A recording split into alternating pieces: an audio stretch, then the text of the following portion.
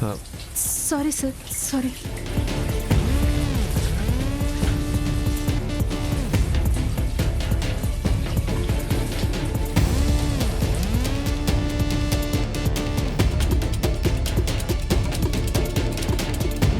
నువ్వు ఇక్కడ నేనిచ్చిన షాక్లో ఉంటే నీ భార్య మాత్రం నువ్వు ఇంకా ఇంటికి రాలేదన్న టెన్షన్లా ఉంటుంది. ఇక నుంచి మీ ఇద్దరి జీవితాలు నా గుప్పెట్లో ఉన్నాయి.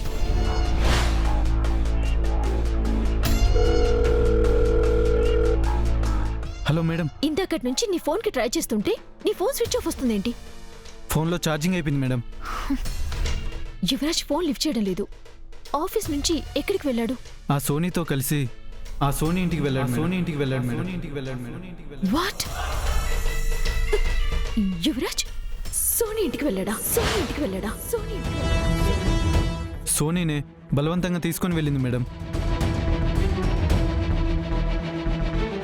నాకు తెలిసి ఆ సోనీ ఏదో పెద్ద ప్లాన్ వేసినట్టుంది మేడం. సార్ వాళ్ళ ఇంట్లోకి వెళ్ళి కూడా చాలాసేపు అవుతుంది మేడం. అవునా? ఆ డొక్కు మొహంది నా మొగుడి మీద కన్నేసిందని ఎన్నిసార్లు ఎంతమందికి చెప్పినా వినలేదు.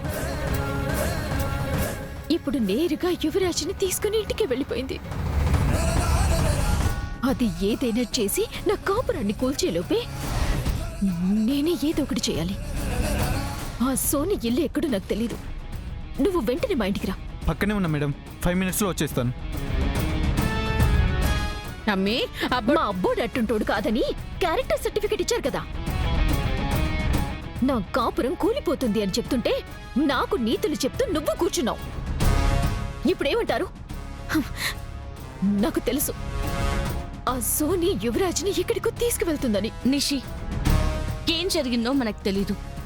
అక్కడికి వెళ్ళి ఆవేశంతో కాకుండా మాట్లాడి ఏం జరిగిందో తెలుసుకొని. ఇది నా కాపురం. ఏం చేయాలో ఎలా చేయాలో నాకు బాగా తెలుసు. ఎవ్వరు నాకు ఏమి చెప్పాల్సిన అవసరం లేదు. అమ్మే నిషి, నిషి.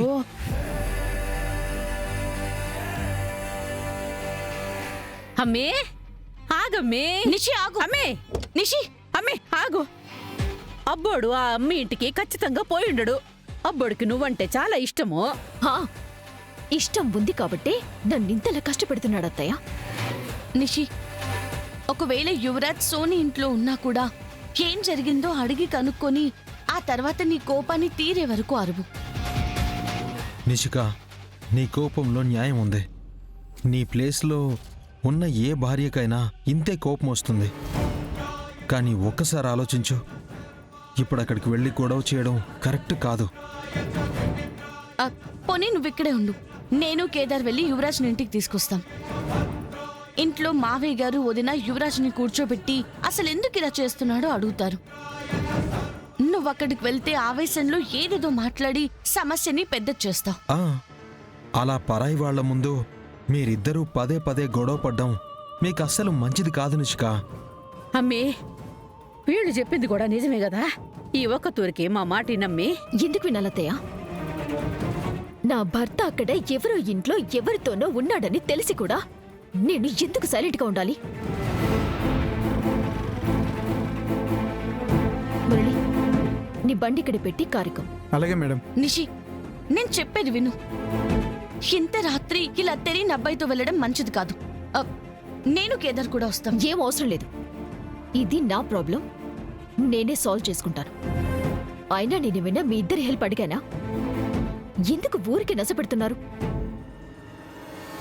మురళి, నువ్వు కారికు. అమ్మే, నేనైనా వస్తానుండమ్మే. వద్దతయ్య, ఎంతైనా యువరాజ్ మీ కొడుకు కదా. అక్కడ జరిగే గొడవ మీరు చూడలేరు. ఇవాళ సోనీనో నేను తేల్చుకుని వస్తాను. అది కదమ్మే. అమ్మే, అమ్మే, నేను చెప్పేదేనో. నిషి, నిషి, అమ్మే, అమ్మే, నిషి, అమ్మే. నిషి. జగదాత్రి, ఆ అమ్మే ఆవేశం చూస్తా ఉంటే ఆడికి పోయి ఏం చేస్తుందేమోనని భయంగా ఉండదు. దాత్రి, నిషికాని ఒంటరిగా పంపించడం నాకు కరెక్ట్ కాదనిపిస్తోంది. మనం కూడా నిషి వెనకే వెళ్దాం. సరే పాడి, నేను కూడా వస్తా. వద్దత్తయ్య, అందరం ఇంట్లో నుంచి వెళ్ళిపోతే వదిన మావయ్య మనం ఎక్కడికి వెళ్ళామో అని టెన్షన్ పడతారత్తయ్య. యువరాజ్ ఇలా సోని ఇంట్లో ఉన్నాడని తెలిస్తే అక్క యువరాజ్ని తిడుతుంది. మేం వెళ్ళి నిషిక అక్కడ ఏ గొడవ చేయకుండా మేం తీసుకుని వస్తాం. మీరు అక్కకి నాన్నకి ఈ విషయం తెలియకుండా మేనేజ్ చేయండి. పద.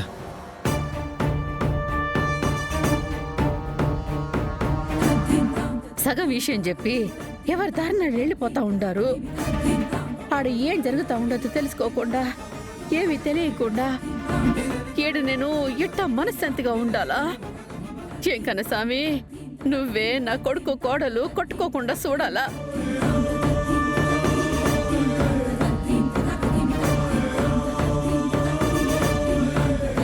అరే ఏంటి సార్, బట్టలు చేంజ్ చేసుకోలేదు? సరిపోలేదా? వేరే బట్టలు ఇవ్వనా? వద్దు సోని, చిన్న మరకే కదా, పోయింది. పైగా వేరే బట్టలు వేసుకొని ఇంటికి వెళ్తే అదొక గొడవ. ఛా, మిమ్మల్ని చూస్తుంటే జాలేస్తుంది సార్. ఇంత హ్యాండ్సమ్గా ఉంటారు, క్యూట్గా ఉంటారు. అలాంటి మిమ్మల్ని నిషిక గారు అన్ని మాటలు అంటుంటే మీరేం మాట్లాడలేక అలా సైలెంట్గా నిల్చొని ఉంటే చూడటానికి నాకే చాలా కష్టంగా ఉంటుంది సార్. నిషిక ఎప్పుడు ఇలా లేదు. ఈ మధ్యనే ఎందుకు ఇలా బిహేవ్ చేస్తుంది? ఆ బిహేవియర్ పేరే జెలసీ సార్. ఇంత హ్యాండ్సమ్ హస్బెండ్ ఉంటే ఆ మాత్రం జెలసీ ఉంటుంది కదా. హ్యాండ్సమ్ అంట, నువ్వు మరీ సోని. మీరు విస్కీ తాగుతారు కదా సార్? ఆ, తాగుతాను, కానీ ఇప్పుడు ఒక్క పెగ్ వజ్రపాటి వంశానికి ప్రిన్స్ అయిన మీతో ఇలా కాసేపు గడపనని లైఫ్ లాంగ్ గుర్తు పెట్టుకుంటాను. రండి సార్, ఒకే ఒక్క డ్రింక్ ప్లీజ్. సరే కానీ థ్యాంక్ యూ. కూర్చోండి సార్. కొంచెమే. చాలు చాలు చాలు. కాఫీ ఎలానో తాగలేదు, ఈ ఒక్క డ్రింక్ అయినా తీసుకోండి సార్.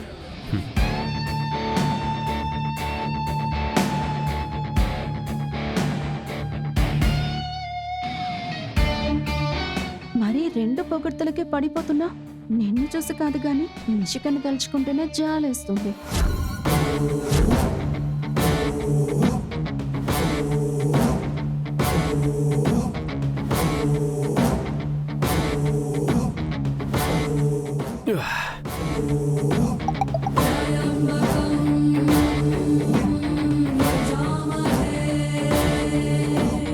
బ్యాక్ డోర్ దగ్గర ఉన్నా, డోర్ ఓపెన్ చేయండి.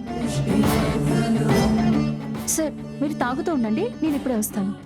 ప్రబల సహిత ప్రళయ రచన అసురగతికి విలయ ఘటన ప్రబల సహిత ప్రళయ రచన అసురగతికి విలయ ఘటన ప్రబల సహిత ప్రళయ రచన అసురగతికి విలయ ఘటన ప్రబల సహిత ప్రళయ రండి మ్యామ్. అసురగతికి విలయ ఘటన. మేడం, యువరాజ్ లోపలే ఉన్నాడు. చూశాను, లోపలికి వెళ్దాం పద.